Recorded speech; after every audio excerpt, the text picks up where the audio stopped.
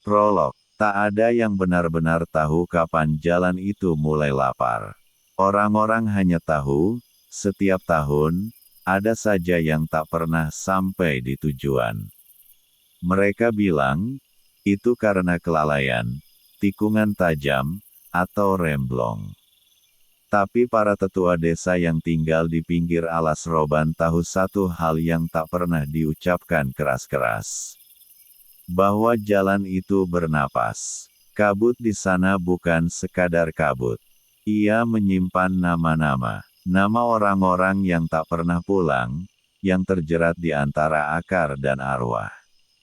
Malam di sana bukan sekadar malam, ia seperti tirai antara dua dunia, dan kadang, tirai itu tersingkap sedikit.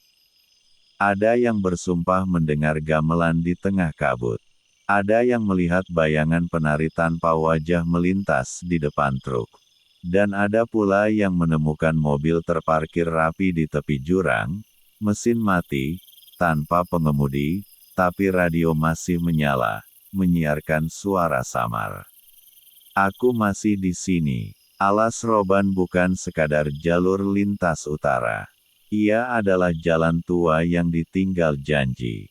Tanahnya basah oleh darah para tawanan zaman perang, tubuh mereka dikubur tanpa doa, arwahnya disegel di bawah batu dan akar. Dan setiap kali langit berubah merah, mereka bangun, mencari suara, mencari wajah, mencari siapapun yang berani melintas.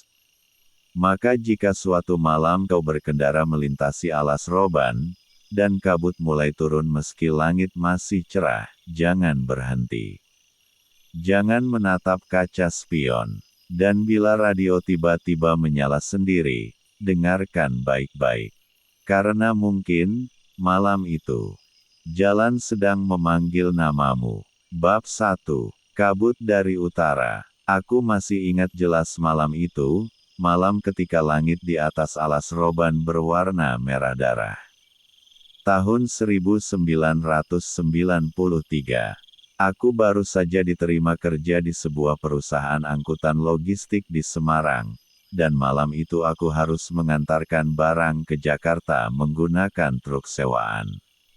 Jalur tercepat, kata sopir senior, adalah lewat alas roban. Kalau berani, ya lewat situ, katanya sambil terkekeh. Tapi kalau nggak kuat nyali, mending muter lewat Pantura. Aku menertawakannya waktu itu.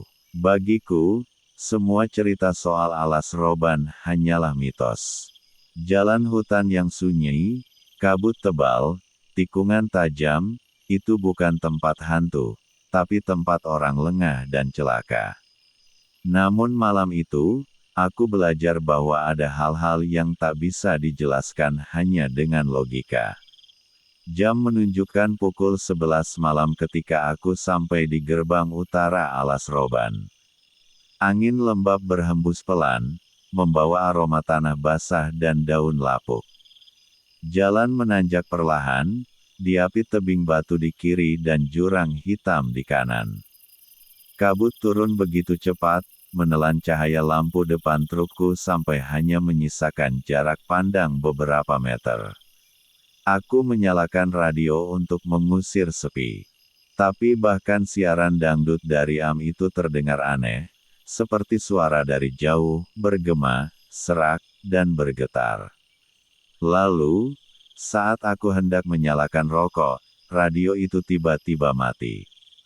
Bukan karena sinyal, tapi seperti ada yang mencabut aliran listrik dari dalam. Aku menarik napas panjang. Paling sekering longgar. Namun ketika aku hendak menunduk memeriksa, sesuatu di luar menarik perhatianku. Di tengah kabut, di pinggir jalan sebelah kiri, aku melihat seseorang. Sosok perempuan berdiri diam. Bajunya putih, rambutnya panjang menutupi wajah. Tangannya menggantung lemah, seolah menunggu tumpangan. Aku rem mendadak. Truk berguncang keras. Perempuan itu tetap diam. Aku tak tahu kenapa, entah karena rasa iba atau bodoh. Aku menurunkan kaca jendela. Bu, mau kemana? Malam-malam begini bahaya, suaraku bergetar. Perempuan itu menoleh perlahan. Rambutnya terurai, dan di baliknya, wajahnya kosong. Bukan tanpa ekspresi, tapi benar-benar tanpa mata, tanpa hidung, tanpa mulut. Aku menjerit, spontan menekan gas sekuat tenaga. Trukku melesat menembus kabut, meninggalkan sosok itu yang perlahan memudar di cermin samping. Tapi sesaat kemudian, aku mendengar sesuatu dari belakang, suara ketukan lembut di pintu bak truk. Tok, tok, tok. Aku menatap kaca spion tengah. Dan di sana, di atas bak truk yang sedang melaju di jalan menanjak itu, ada sosok perempuan yang sama, duduk membelakangiku, rambutnya berkibar diterpa angin malam. Aku hampir kehilangan kendali. Truk oleng. Aku injak rem, dan semuanya gelap seketika. Ketika aku sadar, mesin sudah mati. Jam di dashboard berhenti di pukul 12.13. Aku turun dari kabin, lututku gemetar. Jalan di depanku sepi. Tak ada tanda-tanda kendaraan lain. Tapi udara terasa aneh. Sunyi. Seperti dunia berhenti bernafas. Dan di tanah berdebu di sebelah kanan jalan, aku melihat sesuatu. Jejak kaki telanjang, basah, memanjang ke arah hutan. Aku tak tahu kenapa, tapi aku mengikutinya. Sampai kabut menelan seluruh pandanganku, dan suara gamelan samar terdengar dari dalam kegelapan. Selamat datang, di alas roban. Bab 2.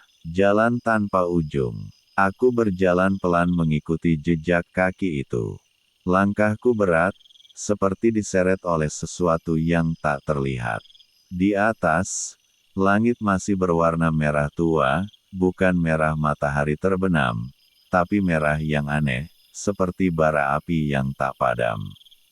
Kabut menggulung di antara pepohonan jati, membentuk bayangan-bayangan yang bergerak sendiri. Di sela bunyi serangga malam, samar-samar terdengar gamelan, pelan, terputus, seperti datang dari masa lalu.